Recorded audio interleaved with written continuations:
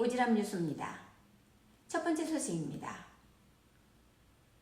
원인모를 두통으로 고통받던 어린 소년이 뇌를 수술한 후에 성장이 완전히 멈춰버리는 아픔을 겪게 됐습니다.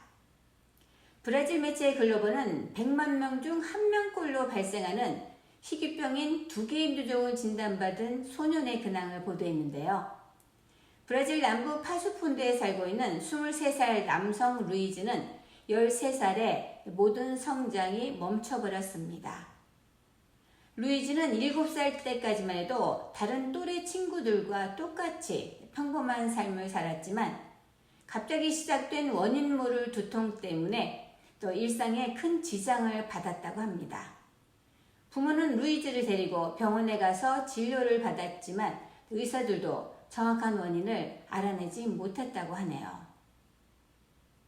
결국 루이즈는 학교는 물론이고 일상생활을 하는 것조차 힘든 상태가 됐고 또 발작을 일으키며 쓰러진 뒤 시립병원으로 이송됐습니다. 그리고 마침내 시립병원 의사에게 뇌종양 중에서도 매우 희귀한 2개 인두종을 진단받았다고 합니다. 의사는 당장 종양의 일부를 제거하기 위해 수술을 해야 한다고 했고, 하지만 종양 위치가 좋지 않아 수술 후에는 걷거나 말하거나 또 보는 능력을 잃을 수도 있다며 또 성장에도 영향을 미칠 것이라고 부작용을 알렸습니다. 이같이 많은 위험을 갖고 있었지만 루이즈를 그대로 포기할 수 없었던 가족들은 고민 끝에 수술을 결정했습니다. 다행히 수술은 잘 됐고 또 루이즈는 큰 문제 없이 건강을 회복했지만 안타깝게도 성장이 멈추는 후유증을 안고 살게 됐습니다. 현재 루이즈는 23살 성인 남성이 됐는데요. 10년 전 그대로 키는 162cm에 몸무게는 50kg에 머물고 있습니다. 얼굴 역시 또 소년의 동안 외모를 갖고 있다고 합니다. 더 이상 친구들과 함께 성장할 수 없다는 게 큰 좌절감과 상실감에 빠지게 했지만 루이즈는 가족들의 극진한 보살핌 덕분에 또 다시 일어설 수 있었습니다. 10년 동안 12번의 수술을 받은 루이즈는 여전히 살아있다는 것에 큰 기쁨을 느낀다며 아직도 종양이 남아있어 화학요법과 수술을 반복해야 하지만 더 이상 두통이 없다는 것만으로도 만족한다고 전했습니다. 다음 소식입니다. 하버드대 의대의 영안실 관리자가 해부 실습용으로 기증된 그 시신의 일부를 훔쳐서 팔다가 붙잡혀 기소됐다고 CNN이 보도했습니다. 펜실베니아 연방지방법원에 제출된 기소장에 따르면 55살 세드릭 로지는 매사추세츠주 보스턴에 있는 하버드 의대 영안실에서 일하면서 해부를 마친 시신에서 머리와 뇌, 피부, 뼈 등 신체 부위를 몰래 빼돌렸습니다. 로지는 그동안 여러 차례 시신을 빼돌렸다고 하는데요. 그는 아내 데니즈와 함께 훔친 신체 부위를 뉴햄프셔주에 있는 집으로 옮겼다가 캐트리나 맥클린과 또 조슈아 테일러 등 이런 구매자들에게 팔아넘긴 혐의를 받고 있습니다. 2020년 10월에도 시신 두구에서 빼돌린 얼굴 부위를 $600에 맥클린에게 팔았고요. 2019년에는 테일러에게 $1000를 받고 시신의 머리 부분을 넘겼습니다. 로지는 2018년부터 올해 3월까지 이런 식으로 유해 일부를 훔쳐 팔아온 것으로 검찰은 보고 있습니다. 일부는 우편으로 판매하기도 했다고 합니다. 그는 또 거래 상대인 맥클린과 테일러를 하버드 의대 영안실로 데려와서 구매 대상을 직접 고르게 하기도 했다는 충격적인 얘기도 전해지고 있습니다. 연방검찰은 로지 부부가 신체 부위 거래로 테일러한테서만 온라인 결제 서비스 페이팔로 39차례에 걸쳐 $37,000 이상을 받았다고 말했습니다. 그런데 맥클린과 테일러는 로지 부부로부터 사들인 신체 부위를 또 여러 주에서 고가로 팔았다고 하는데요. 이 가운데 펜실베니아주에 있는 남성에게 사람의 피부 등을 판매하고 5만 달러를 받은 내역도 있었다고 합니다. 로지 부부와 맥클린, 테일러는 모두 작물 관련 운송과 공모 혐의로 기소됐습니다. 연방검찰은 이 사건과 관련해 다른 3명도 별도로 기소했다고 전했습니다. 이들이 신체 부위를 빼돌린 시신은 해부 실습과 교육 목적으로 하버드 의대에 기증된 것이었고, 해부를 마친 시신은 통상 화장을 거쳐 유족에게 돌려보내지거나 또 인근의 공동묘지에 묻히게 됩니다. 하버드 측은 이 사건은 하버드 의대는 물론이고 의학 발전을 위해 시신 기부라는 이타적인 선택을 해준 사람들에 대한 배신이라며 이 일로 기증자의 가족들이 겪게 된 고통에 유감을 표한다고 밝혔습니다. 당연히 로지는 지난 5월 또 하버드대에서 해고됐습니다. 정말 어떻게 이런 일을 할 수 있었을까요?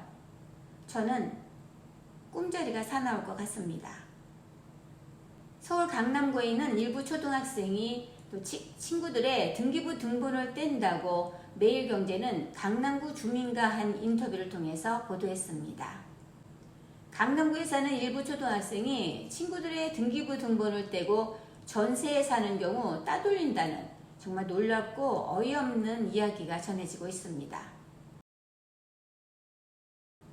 서울 강남구에 사는 일부 사람은 자신들끼리 커뮤니티를 만들고 싶어 합니다. 이유는요, 커뮤니티를 만들면 고급 정보를 주고받을 수 있기 때문이지요. 이게 드라마에서만 있는 일이 아니었습니다. 실제로 강남 엄마들이 모였다는 한 카페는 등기부 등본을 인증해야 또 가입할 수 있다고 합니다. 이런 영향이 아이들에게도 영향이 미친 걸까요? 강남구에 초등학생 자녀를 둔 A씨는 아이가 전세라는 이유로 왕따 당했다고 말문을 열었습니다. 그는 아이를 소수정예 학원에 보내기 위해서 강남으로 이사를 갔다고 하는데요. 어느 날 A씨는 자녀가 학원에서 왕따 당했다는 소리를 듣고 학원에 찾아가게 되었습니다. 그곳에서 A씨는 충격을 받게 되었다고 합니다. 학원에 있는 A씨 친구들이 A씨의 집이 전세인지 자가인지 등기부 등본을 떼 알아보고는 아이들이 A씨 자녀가 전세에 사는 아이라고 알고 난 뒤 A씨 자녀를 왕따시켰다는 것을 알게 되었기 때문이죠.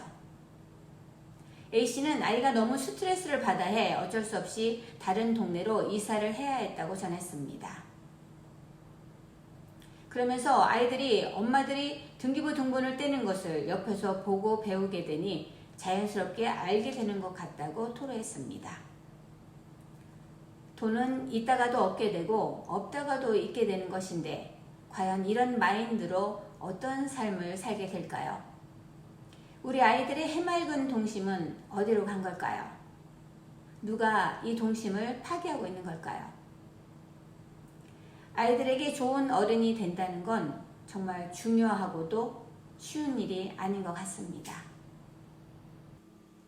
16살 때 일본 조직폭력배 두목과 결혼한 여성이 룸살롱에서 아빠 친구를 만나 인생을 역전한 여성이 있습니다. 집단 따돌림을 견디지 못해 16살에 조직폭력배 우두머리와 결혼했던 여성의 인생 역전 사연이 재조명됐는데요. 최근 한 온라인 커뮤니티에는 야쿠자 두목의 아내였다가 변호사로 거듭난 오이라 미스요의 드라마 같은 인생사가 소개됐습니다. 미스요는 일본 효고인에서 태어난 누뚱이 외동딸로 부모님의 사랑을 듬뿍 받고 자랐다고 합니다.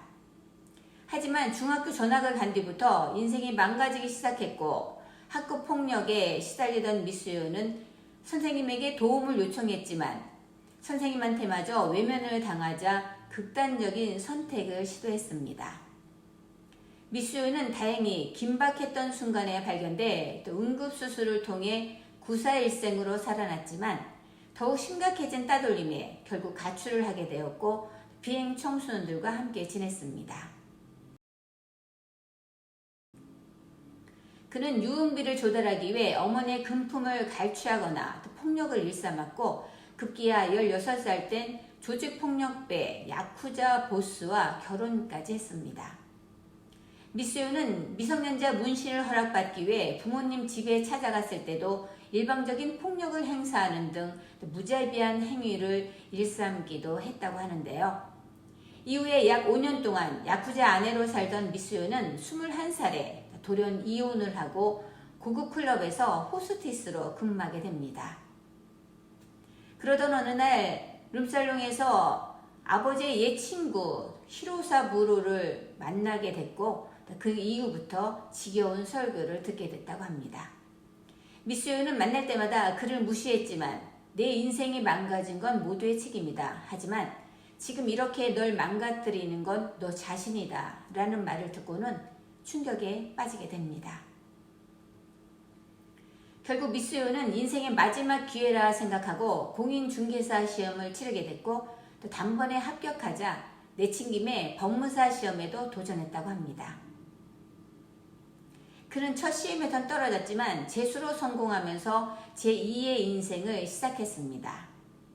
이때 아버지 친구 히로사 부로가 또 미수요에게 일본에서 가장 어려운 시험 사법고시를 권하자 그는 이번에도 최선을 다해 노력했고 최종 합격했습니다. 두뇌가 남달리 뛰어났던 모양입니다. 이후에 부모님을 다시 찾아간 미수요는 눈물로 사죄를 드렸습니다. 그리고 그러니까 당신도 살아 라는 책을 발매하게 되었다고 하네요.